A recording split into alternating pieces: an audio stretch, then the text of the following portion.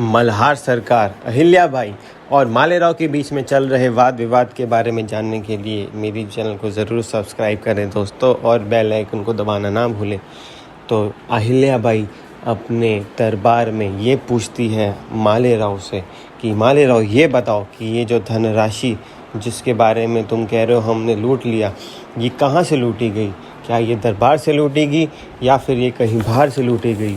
इसको देख के, इस क्वेश्चन को सुन के मालेराव अपनी माँ को बोलता है कि माँ, तुम तो ये जानती ही हो और इस दरबार में प्रस्तुत सब लोगों को ये पता है कि ये जो धनराशि थी ये जंगल के रास्ते कहीं पे जा रही थी और आपके बंदों ने इसको लूट लिया।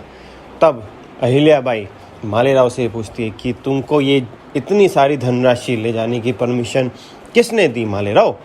तो मालेराव कुछ नहीं कह पाता।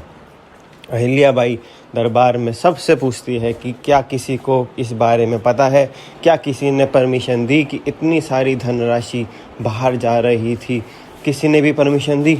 और सब लोग कहते हैं जी हमें नहीं पता था। इतने में मल्हार सरकार जी गंगोबा काका से भी पूछते हैं कि क्या आपको पता था कि ये ऐसा कुछ हो रहा है, क्या आपने मोहर लगाई थी? तो गंगोबा काका भी कहते हैं जी नहीं, हमें भी नहीं पता था इस बारे में।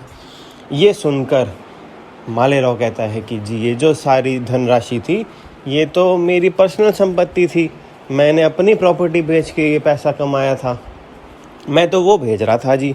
तो ये सुन के अहिल्याबाई कहती है वाह वाह मालेराव वाह, ये हुई ना बात। तो इस बात पे तो फिर ये तो कोई केस ही नहीं बना, क्योंकि माँ का हक तो अपने बच्चे की इनकम पे होता ही है। इन दैट केस मैं तो तुमसे धनराशि वैसे ही ले सकती हूँ, तो कोई केस ही नहीं बना। तो मालेराव का भी होता है कि यार ये क्या हो गया। तो इतने में अहिल्याबाई कहती है कि मालेराव तुम झूठ बोल रहे हो, ये सारा जो धनराशि थी ये जनता का पैसा था। और तुकू भाई जी जाके अपने डॉक्यूमेंट्स भी दिखाते हैं मल्हार सरकार को, और उसमें लिखा होता है कि ये जो सारा धनराशि निकाली गई है ये सारी धनराशि जनता की है।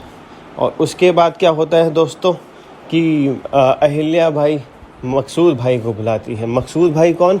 वो ये प्रूफ करती है कि ये जो सारी धनराशि थी ये कहाँ जा रही थी। ये मकसूद भाई को बुलाया जाता है। मकसूद भाई जो है वो आते हैं, वो बताते हैं कि वो एक कारीगर है और वो एक वाड़े का निर्माण कर रहे होते हैं जिसमें कि बहुत ही बढ़िया सा वाड़ा बन रहा होता है। तो अहिल्याबाई कहती है कि आपने इसका निर्माण शुरू कर दिया?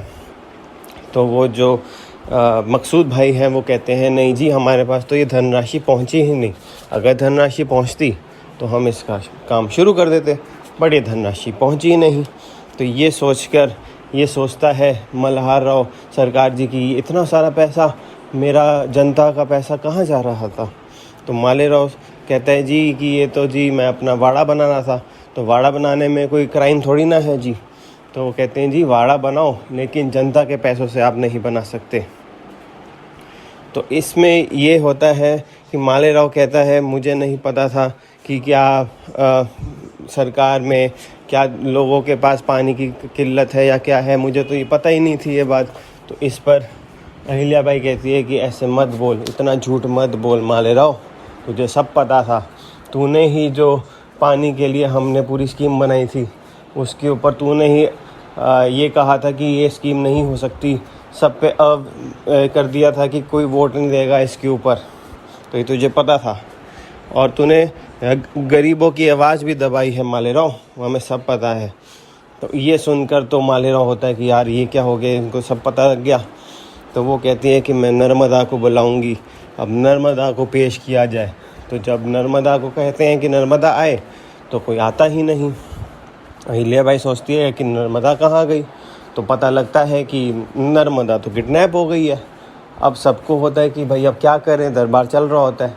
तो अहिल्याबाई कहती है मल्हार सरकार जी को कि मल्हार सरकार जी आप एक काम कीजिए, मुझे थोड़ा टाइम दीजिए, मैं पता करती हूँ कि नर्मदा जी कहाँ पर है। तो ये टाइम लेके वो मालेराव की बीवी के पास जाती है, क्योंकि उसको चोट लगी होती है। वो उससे पूछती है कि क्या हुआ था वहाँ पर। तो वो कहती है जी कि ऐसे ऐसे हमारा किडनैपिंग हो रही थी, तो उसको वो ले गए हैं, मेरे को छोड़ गए हैं।